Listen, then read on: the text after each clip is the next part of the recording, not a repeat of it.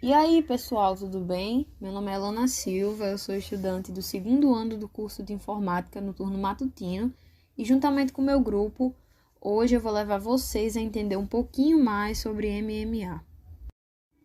O MMA é uma sigla vinda do inglês que significa Mixed Martial Art, ou artes marciais mistas. Isso significa que o lutador utiliza técnicas de diversas lutas para derrotar o seu oponente, podendo lutar, por exemplo, em pé ou no chão.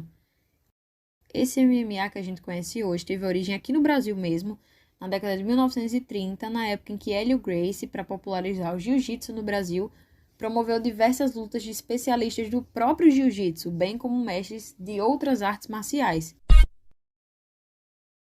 O maior evento de MMA do mundo é o UFC, então agora nós vamos conhecer um pouquinho mais sobre ele. No dia 12 de novembro de 1993, ou seja, há 27 anos, na Arena McNichols Sports, em Denver, no estado do Colorado, nos Estados Unidos, a primeira edição do que se tornaria o maior evento de artes marciais do mundo, o Ultimate Fighting Championship, que atualmente é conhecido como UFC. 8 homens disputaram essa primeira edição, e esse torneio colocava representantes de diferentes disciplinas de lutas um contra o outro. Isso eventualmente se transformou na competição entre atletas treinados em todos os aspectos de combate. Mas no início isso era tido como uma loucura, uma coisa selvagem, perigosa, e isso despertou a curiosidade do público, porque era original e era inusitado. Esse evento ele foi incentivado pelo Rorion Gracie, que era o filho mais velho do Hélio Gracie, e o campeão do primeiro UFC foi o Royce Gracie, que finalizou 3 oponentes para sair vitorioso. Nos primeiros torneios eram apenas 3 regras, ou seja, esses lutadores não podiam colocar os dedos nos olhos do adversário, morder os adversários ou tentar rasgar a boca do adversário com os dedos. Nesses primórdios, essas lutas só podiam ser vencidas através de nocaute, porque essa luta só tinha um round e não tinha limite de tempo. Graças à ausência dessas regras, esse UFC foi banido de 36 estados nos Estados Unidos. Com o tempo, novas regras foram surgindo e uma das primeiras a ser colocada em prática foi essa do limite de tempo. Isso inclusive fez o Rorion Gracie desistir do torneio. De acordo com ele mesmo, esse limite de tempo era injusto com o jiu-jitsu. Nos anos 2000, quando o UFC já tinha mais regras, o evento foi liberado nos outros 36 estados que ele tinha sido proibido, e nessa mesma época foram criadas as primeiras categorias de peso na competição, sendo elas pesado, meio e meio médio. Dessa forma, esses lutadores teriam as lutas mais equilibradas, né? Aí a gente já tinha limite de tempo e divisão por peso. Isso tornou o UFC bem mais justo, né? E equilibrado para os próprios lutadores. A seguir, vamos conhecer algumas das maiores lutas do UFC de todos os tempos. Anderson Silva vs Chael Sonnen 1, UFC 117. John Jones vs Alexander Gustafsson, UFC 165. Dan Henderson vs Mauricio Shogun, UFC 139. José Aldo vs Conor McGregor, UFC 194. Ronda Rousey vs Liz Carmouche, UFC 157. Cris Cyborg vs Amanda Nunes, UFC 232.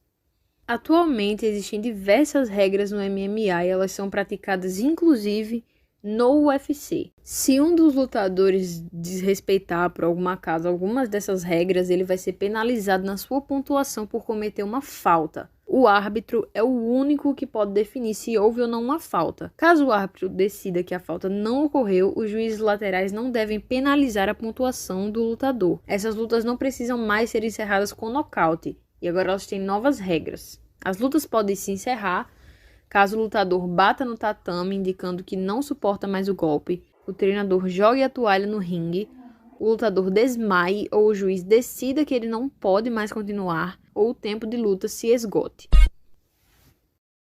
Se engana muito quem acha que o MMA só vive de UFC. Hoje existem diversos eventos de artes marciais mistas e nós vamos conhecê-los agora. Bellator. O Bellator MMA, mais conhecido como Bellator, é uma organização de artes marciais mistas que foi criada nos Estados Unidos e tem sede em Newport Beach, na Califórnia. A empresa foi formada em 2008 pelo então presidente e CEO Bjorn Rebney. Uma curiosidade interessante é que Bellator é uma palavra em latim e seu significado é guerreiro. O Bellator é muito popular nos Estados Unidos e a maioria esmagadora de suas edições é realizada lá mesmo. Requer uma grande estrutura e lutadores conhecidos mundialmente, fazendo com que eles sejam um dos principais concorrentes do UFC. Esse mercado tem se expandido cada vez mais e hoje pode-se dizer que o Bellator é um queridinho dos brasileiros que acompanham o mundo das lutas. Outras competições, como a Professional Fighters League, One Championship e Cage Warriors também movimentam o mercado e atraem o público para assisti-los e acompanhá-los. Eventos de MMA brasileiros também são bastante populares, como é o caso do SFT MMA. Ele é presidido por David Hudson e é o único evento do MMA nacional que é transmitido em TV aberta, no canal de TV Band. E vale ressaltar que esse SFT já foi palco para lutadores que foram do UFC e do MMA internacional, como Anderson Berinja. E agora, para encerrar nossa videoaula, nós vamos falar sobre a inserção das mulheres no MMA. Muito antes do estrelato de lutadoras como Ronda Rousey, Amanda Nunes e Cris Borg, a gente teve outras esportistas muito importantes que vieram antes para abrir o caminho. Esse duelo entre mulheres já acontecia no Japão no começo dos anos 90, mas a predominância era de lutas de wrestling e de kickboxing. O primeiro evento 100% de MMA feminino foi o Smack Girl, que foi no começo dos anos 2000 e depois de passar por dificuldades financeiras, ele se transformou no Duels em 2008. Entre as precursoras do MMA, a gente pode citar Debbie Purcell, Olga Bakalopoulos, Beck Levi, Jennifer Howe, Amanda Buckner, Jaqueline Andrade, Michelle Tavares e Shelby Walker. Nos Estados Unidos, a história desse MMA feminino começou no UFC 4 com a luta entre Beck Levi e Betty Fagan, em 1997, no estado de Nova York, em Bombay. Esse duelo foi válido pelo peso pena. Vinda do submission do judô, Beck somou 7 vitórias e 1 derrota em sua breve carreira, e Betty fez naquela ocasião a sua única luta. A entrada das mulheres no UFC, que é o maior evento mundial de MMA, aconteceu no ano 2013, com o combate entre Ronda Rousey e Liz Carmouche, e desde então essa representatividade feminina vem crescendo no UFC.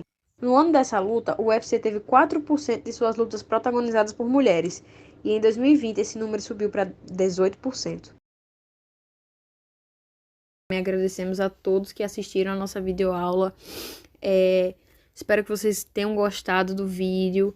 Curtam bastante essa videoaula e compartilhem para que ela possa ajudar outras pessoas que também querem entender um pouquinho mais sobre o MMA.